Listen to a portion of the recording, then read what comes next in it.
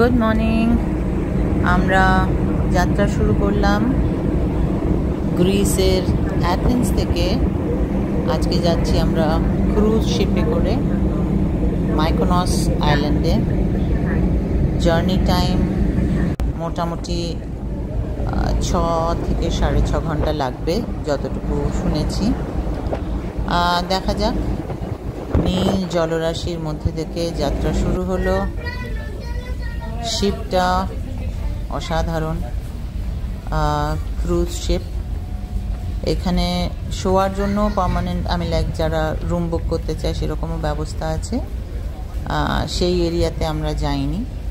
আমরা এখানে যাচ্ছি সিটিং অ্যারেঞ্জমেন্ট, বসে যেটা যাওয়া যায়, বিভিন্ন লাউঞ্জ। হিউজ শিপ, এটা 8th ফ্লোর অবধি রয়েছে।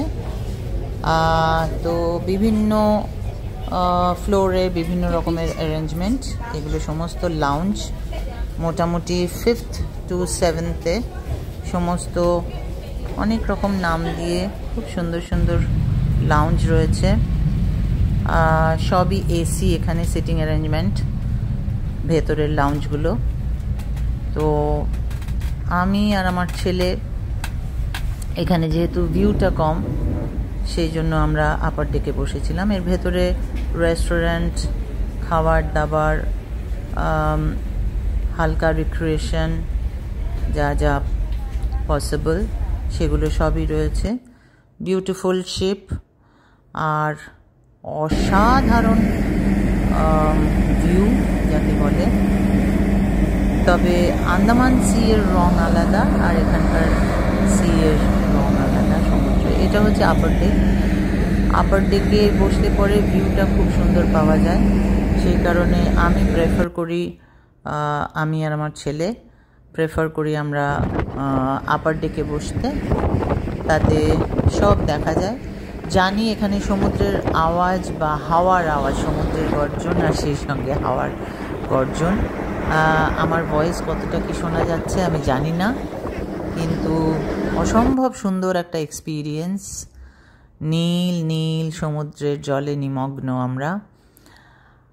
আর এর মাঝখানেই ছোটোখাটো বিভিন্ন পোজে, বিভিন্ন সময়ে, বিভিন্ন সুন্দর সুন্দর ব্যাকগ্রাউন্ডে আমরা ছবি তুলেছি বেশ কিছু। ভীষণ ভালো এক্সপিরিয়েন্স। এর মাঝখানেই আমরা দেখলাম ওপরে আপার ডেকে একটা ছোট্ট মহিলা বন্ধুদের, একটা ইয়াং মেয়েদের গ্রুপ, তারা তাদের মতন গান বাজিয়ে নিজেদের মতন এনজয়মেন্ট যেটা হয় বন্ধুদের মধ্যে সেইটা করছিল। এই করতে করতেই আমাদের জাহাজ পৌঁছে গেল সেরস আইল্যান্ডে। এখানে বেশ কিছু মানুষজন নিচে নামলেন। ভারী সুন্দর লাগলো আমার জাহাজ থেকে ছোট্ট মতন এই দ্বীপটা দেখতে। খুব সুন্দর, ক্লিন, নিট। এই বলতে বলতেই আমরাও পৌঁছে গেলাম মিকোনস আইল্যান্ডে। এই সবে পৌঁছলাম। মিকোনসেরও জল এবং যাত্রাপথ খুব সুন্দর। এর পরের ভিডিওতে আমি চলে আসবো। পরের ভিডিওতে অসাধারণ একটা এক্সপিরিয়েন্স ছিল আমার ক্রুজের। ক্রুজটার নাম ছিল ব্লু স্টার ফেরি। খুব সুন্দর একটা এনজয়িং এক্সপিরিয়েন্স ছিল। ভালো লাগলো, সবার সঙ্গে শেয়ার করলাম। আশা করি সবার ভালো লাগবে। Thank you.